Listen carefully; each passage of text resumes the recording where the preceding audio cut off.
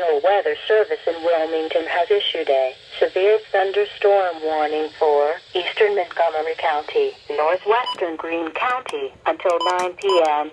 At 8:27 p.m., radar indicated a severe thunderstorm located near Moraine, moving northeast at 25 miles an hour.